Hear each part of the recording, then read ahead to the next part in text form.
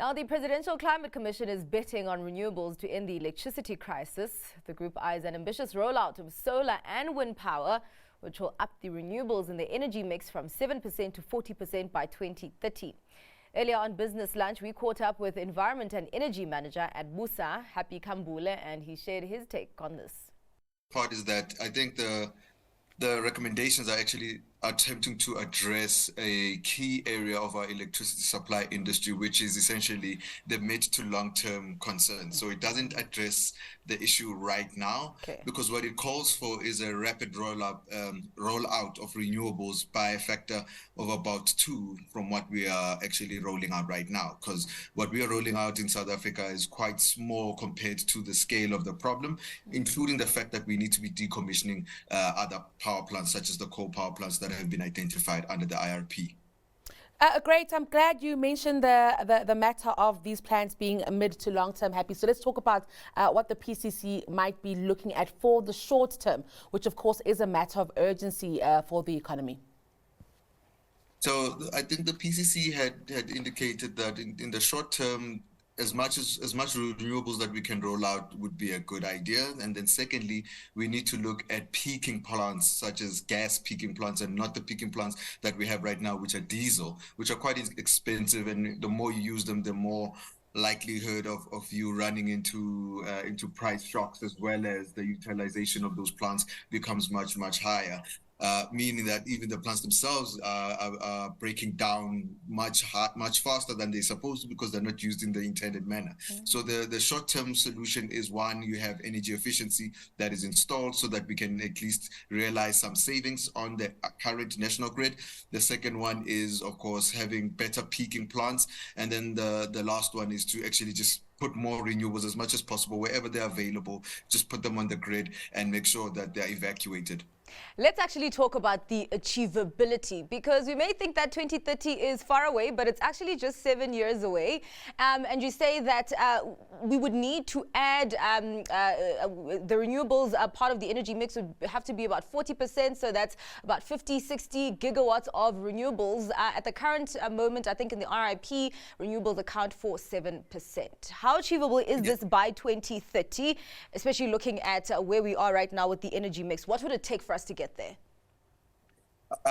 It would take a concerted effort from government to basically make sure that we've got, one, a transmission grid that is ready for this. Secondly, to ensure that we still keep on the programs that allow for deployment. So, for example, the REI4P bid windows would need to be more consistent, be more frequent, and also allocate much greater shares for renewables, as well as any other build program that is there. And to get to 2030, we have to remember that if we decide that we're going to build a power plant today, it's only going to be online in about a year or 2 years, particularly renewables. And if you're talking about other generation technologies, you're talking about 3 to 5 years. And in the supercritical coal plants, we're talking about 15 years. I mean, we've got that experience. So what we would be looking at is essentially making a decision now that we're going to essentially build more renewables or build more power plants, ensure that even as we are building the others, we are making new decisions for new investments, and ensuring that the transmission grid is upgraded to give us the kinds of capacity that are required. Yes, Happy. I'd like you to actually speak to us about the matter of the transmission grid. I do believe that the reason that we haven't been able to get renewables online as quickly as we would like is because of capacity issues with the transmission grid. So can we talk about what's being done already with, increasing our capacity there, and also what we should then be doing as well? So the first part is, at least Eskom, what it did is said, look, there's capacity in certain areas and there's capacity in no areas, which basically means that the lines can hold only so much and they can transmit so much.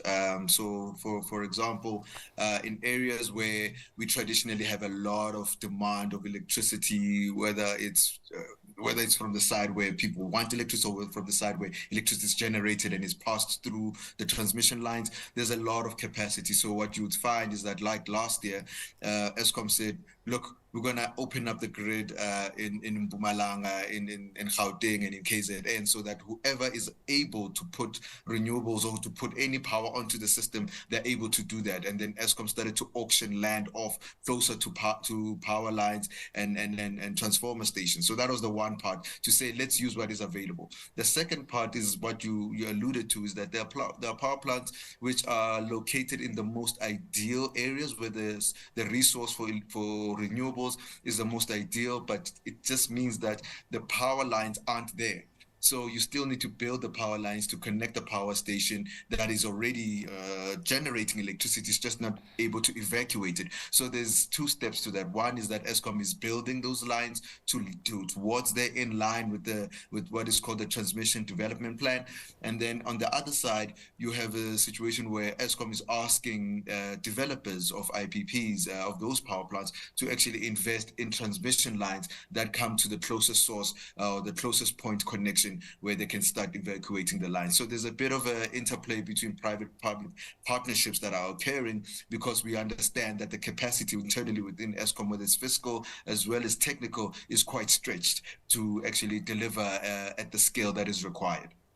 Well, that was Musa's Environment and Energy Manager, Happy Kambule. Now, further